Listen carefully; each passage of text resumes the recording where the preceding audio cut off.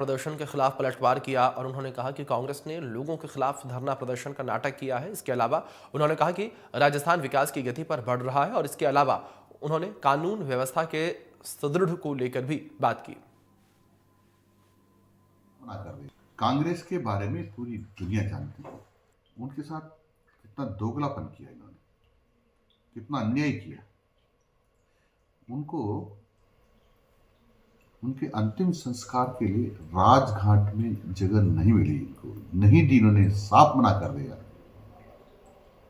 उनका तेल चित्र लोकसभा में नहीं लगने दिया और तो जो उन्होंने चुनाव लड़ने के लिए कांग्रेस से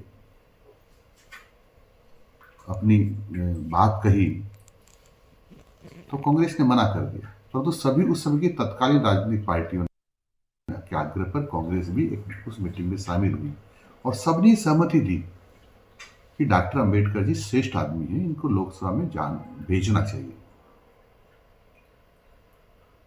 तो वहां तो सहमति देकर चली गई कांग्रेस के लीडर, लेकिन अपने कार्यालय पर जाकर दूसरे कैंडिडेट की घोषणा कर दी और उस डॉक्टर अंबेडकर जी को हराने के लिए स्वयं पंडित जवाहरलाल नेहरू जी गए, कई कांग्रेस के नेता गए और उनको हरा कर माने। यानी अनुसूचित जाति के श्रेष्ठ व्यक्ति का भी अपमान करने में, उनको नीचा दिखाने में ये बाज नहीं आते हैं। इसलिए SC/ST के नाम पर घड़ियाली आंसू बहाते हैं। और मैं कहूं तो अतिशयोक्ति नहीं होगा कि अनुसूचित जाति और जनजाति के कोई इस देश में कोई दुश्मन है सबसे बड़ा, तो वो कांग्रेस है। इसलिए बाबा साहब अंबेडकर जी का सम्मान करने के लिए भारतीय जनता पार्टी ने आग्रह किया तत्कालीन सरकार से, जो कांग्रेस की नहीं थी, कि बाबा अंबेडकर जी का चित्र लोकसभा के प्रांगण में लगना चाहिए। तो वह लगा, इनकी कृपा से नहीं लगा।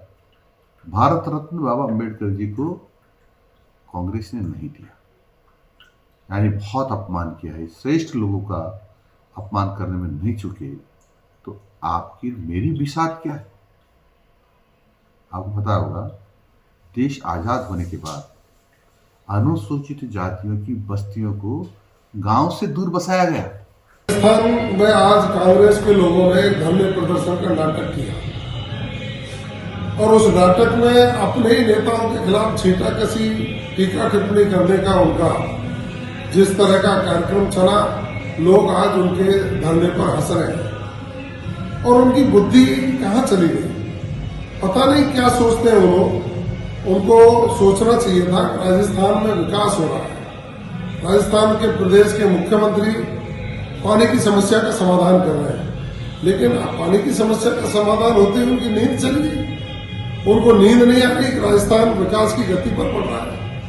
33 लाख करोड़ के MOU हुए हैं।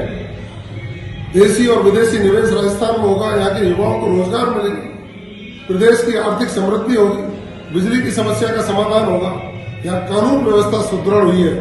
लेकिन इन लोगों को पता नहीं क्या सूझता है, प्रदेश के विकास में सहयोगी न बन के अपने आप की लड़ाई को सड़क पर लाए हैं, जिससे दुनिया हंस रही है।